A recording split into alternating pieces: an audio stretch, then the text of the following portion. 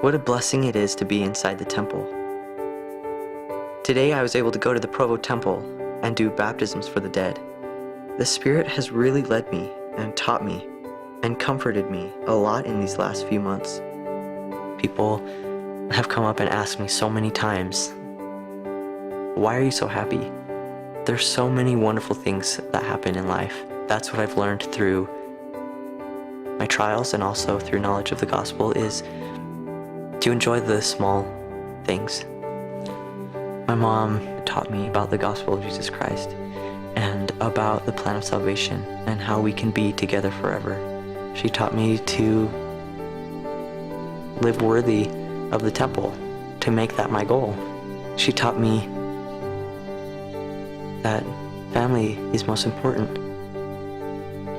On Christmas Eve, my family was coming home from a party, and we stopped at the store to get some last-minute Christmas shopping done. We ended up going home a different way. We got to 7th West and the light turned red, so we were stopped at the light. And I remember looking around the car, and it was one of those things where I reflected, and I just felt so grateful. You know, I looked around at all my children, and you could see they'd all nodded off, and I thought of how they were thinking about Christmas and dreaming of, what would be happening the next day or so. I remember feeling really confused and lost and scared. Didn't know what had happened. I wondered where my family was. He sat down and he told me what had happened. I had no idea. He said, we've been in a really bad accident. And I said, what about Mom?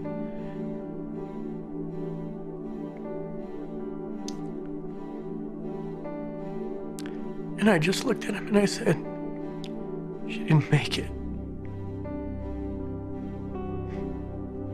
There was just silence. He just sat there and thought.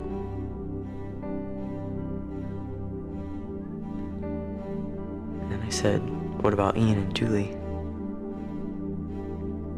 And after a long pause, I said, neither did Ian. And neither did Julie. And he smiled. So one tear ran down his cheek. And he said, it's okay, Dad. We're still a family. And that's the way Caleb was. From then till today, he understood what it was all about. The Spirit that was there with me in that hospital room was incredible, and it told me through just an overwhelming sense of peace that I was going to see them again. It's not just about the here and now, it's about eternity, and a knowledge of the plan of salvation has really taught me a lot of things. I've been able to grow closer to the Savior.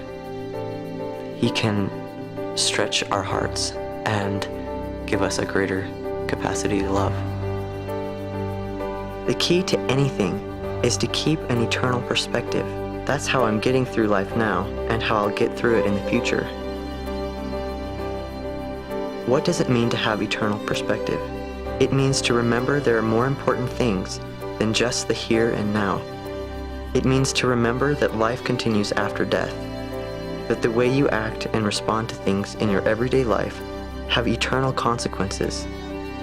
It also means to have your eye single to the glory of God, so you can see the big picture, to see why you had to experience that certain trial, to see that all things will always be for your good, something you can learn from and be strengthened by.